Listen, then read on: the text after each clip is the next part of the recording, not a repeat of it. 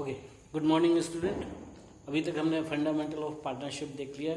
Now our next chapter is admission of new partner. Admission of new partner का मतलब है कि जो पहले से पार्टनर काम कर रहे हैं, अब उनको ज़रूरत हुई कि एक नया बंदा हमारे बिजनेस में आना चाहिए। तो one new partner is entering into the business, that is known as admission of new partner. ठीक है, अब नया पार्टनर जब आएगा तो नया पार्टनर बिल्कुल वैसे ही होगा जैसे पुराने पार्टनर, मतलब उसको वही सब राइट मिलेंगे, वही उसकी लाइबिलिटी होगी, वही उसकी ड्यूटीज होंगी। ठीक है ना। So when the new partner is admitted, after admission of new partner he will get the two right. Number one is to share future profit, means उसको फ्यूचर में प्रॉफिट मिलेगा।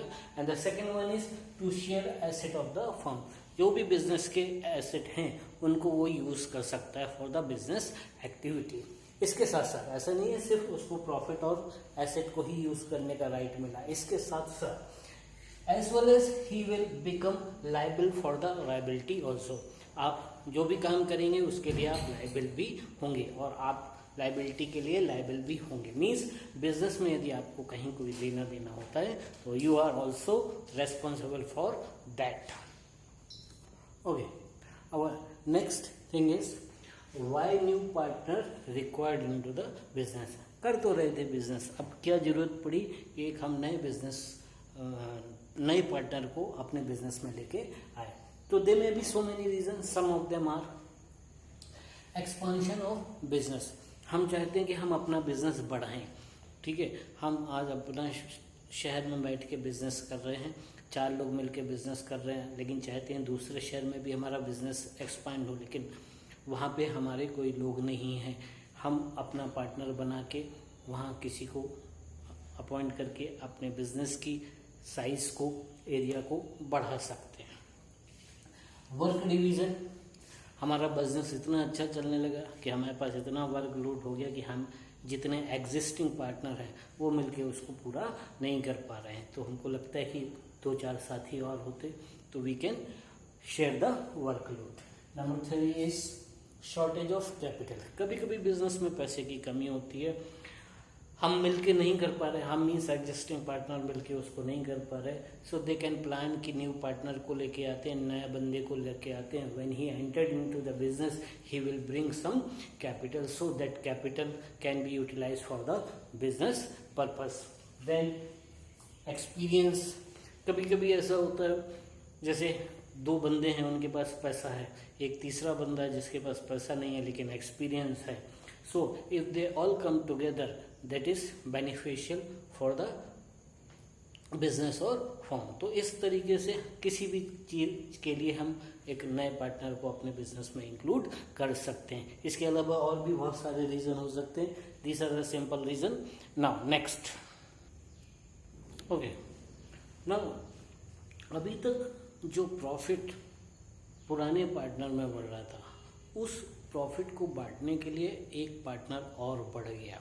तो ऑब्वियसली जो प्रॉफिट पहले 2 लोग में बढ़ता था अब 3 में बटेगा। तो ऑब्वियसली जो शेयर है, जो पुराने पार्टनर को मिलने वाला हिस्सा है वो कम हो जाएगा। इसको थोड़ा सा मैं एक सिंपल लैंग्वेज में समझाऊं तो suppose profit of the firm is 120 और 2 पार्टनर हैं, इक्वल के पार्टनर हैं, तो दोनों को 60-60 मिल रहा है। नाउ यदि तीसरा पार्टनर और ऐड हम कर लें इक्वल पार्ट के लिए ही सही, तो जो वो 120 का प्रॉफिट है अब तीनों में 40-40 में बटेगा। मीन्स कहने का ये कि नए के आने से पुराने का शेयर क्या हो जाएगा, कम हो जाएगा। ठीक है, तो जब भी नया पार्टनर आएगा बिजनेस का स्ट्रक्चर चेंज हो रहा है, नया एग्रीमेंट बनेगा, नया पीएल रेशियो डिसाइड होगा। तो जब भी नया पार्टनर आता है सबसे पहले जो चेंजेस आने की बात आती है वो चेंज आता है रेशियो में। तो इस जो हम वीडियो है इसमें हम बात करने वाले हैं calculation of new ratio when new partner is admitted into the business. इसमें 3-4 केसेस हो सकते हैं, इनको हम धीरे धीरे करके समझेंगे। Now check it the first one. Okay, तो what is new ratio? New ratio is the ratio in which all partners, all means old plus new, will share future profit and losses of the firm in future. Future में sub partner मिलके profit या loss को कैसे बांटेंगे, उसी को हम क्या बोलते हैं, न्यू रेशियो. ठीक है, इसको हमको कैलकुलेट करना है. कैलकुलेट करने की 3-4 मेथड है. 3-4 मेथड हम डिस्कस करेंगे वन बाय वन. आप इसको कॉन्सेंट्रेट करेंगे और आपको ये बननी चाहिए. ओके, देखिए, न्यू पार्टनर में acquire his share from old partner in the following manners. कैसे कैसे भाई, नया पार्टनर जो आ रहा है तो उसको जो हिस्सा मिल रहा है, तो मैं पहले भी बोला, when ever the new partner is admitted the share of old partner will reduce. जैसे मैंने एक एग्जांपल बताया कि 120 का प्रॉफिट है और 2 पार्टनर्स हैं इक्वल रेशियो, तो 60-60 both are getting. Now third आ गया तो थर्ड वाले को भी इक्वल देना है, तो उसको अब कितना देना पड़ेगा, तो सबका शेयर 40-40-40 हो जाएगा. So the share of third partner is deducted from the new old partner share. It means that share of old partner is reduce. Okay, तो इसको हम वन बाय वन समझते हैं. Number 1, in their old ratio. ठीक है, and the second one is in particular ratio. Means जो नया partner है वो अपना हिस्सा पुराने से तो ले रहा है, लेकिन कितना ले रहा है, वो जो उसको 40 रुपीज़ मिले वो पुराने से 20-20 लिया, 30-10 लिया. ठीक है, तो वो किस रेशियो में लिया, उसके बेस पे हम नया रेशियो कैलकुलेट करते हैं. तो ये 2 चीज़ें ध्यान रखेंगे, इन द ओल्ड रेशियो और इन द पर्टिकुलर रेशियो. ठीक है, हम उसको एक एक टॉपिक वाइज करेंगे तो बहुत ज़्यादा कठिन नहीं है. आराम से एक एक को देखिए और एक एक को सॉल्व करते जाइए. Check it. Okay, this is our first condition. When new partner acquire his share from old partner in their old ratio. Means जो नया पार्टनर आ रहा है वो अपना हिस्सा पुराने से तो ले रहा है, लेकिन कैसे ले रहा है, in a old ratio of the old partner. Means suppose old partner का रेशियो था 3:2, तो जो नए पार्टनर को हिस्सा मिल रहा है वो ओल्ड पार्टनर से ले रहा है उन्हीं के पुराने रेशियो 3:2 के बराबर. ठीक है, इसको ऐसे भी बोल सकते हैं कि जब सेम कंडीशन है, करने का मेथड सेम है, लैंग्वेज बस का फर्क है. When old partner want to continue with their ratio in their old ratio, means जब पुराने पार्टनर चाहते हैं कि नए पार्टनर के आने के बाद भी हमारे रेशियो में कोई चेंजेस नहीं हो. ये पहली मेथड है, इम्पॉर्टेंट मेथड है. एंड 80% केसेस में जो आप सवाल सॉल्व करोगे उनमें आपको यही मेथड अप्लाई करनी पड़ेगी. तो ये मेथड बनना तो आपको कंपलसरी है ही. ठीक है, बहुत कठिन नहीं है, आराम से कंसंट्रेट करेंगे, जल्दी से समझ में आ जाएगा. So check it. Okay, so this is our question. Om and Shiv are partner, their ratio is 5:3 and Bhole is admitted as a new partner for 1/4 share. Condition is old partner want to continue with the old ratio or the same ratio. ठीक है, फिर से बोला हूँ, first condition है, सबसे ज्यादा use होने वाली है, ये बननी ही चाहिए. So first step, let the profit of the firm is 1. Suppose किया कि टोटल बिजनेस का जो प्रॉफिट है वो 1 है.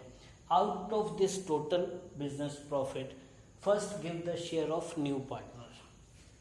1 minus 1/4, so remaining 3/4. What is this 3/4? Remaining share of Om and Shiv. Means 1 में से पहले भोले को दे दिया, जो बचा that is the share of Om and Shiv. Now how you will calculate? First, Om, Shiv and Bhole. In previous chapter also I told you that you will not disturb the sequence of this persons name means यदि ओम शिव पहले दिया भोले बाद में तो sequence यही रहेगा. Now share of Om, how much we have to give to Om? 5/8 of 3/4. Remaining share is 3/4. 3/4 में से ओम कितना लेगा? 5/8 of 3/4. Next step, Shiv. Shiv will take 3/8 of 3/4.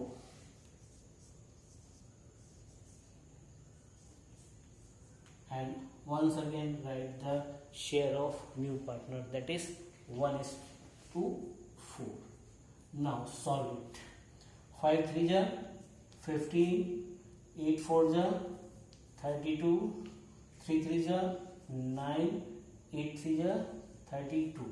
Now multiply by 8, so that will be same, 8/32. So new ratio is 15, 9 and 8. Om, Shiv and Bhole. So this is our first method. Solve it. Very simple method, and in 80% cases you will find you have to apply this one only. ठीक है? Okay. तो thank you student and bye student.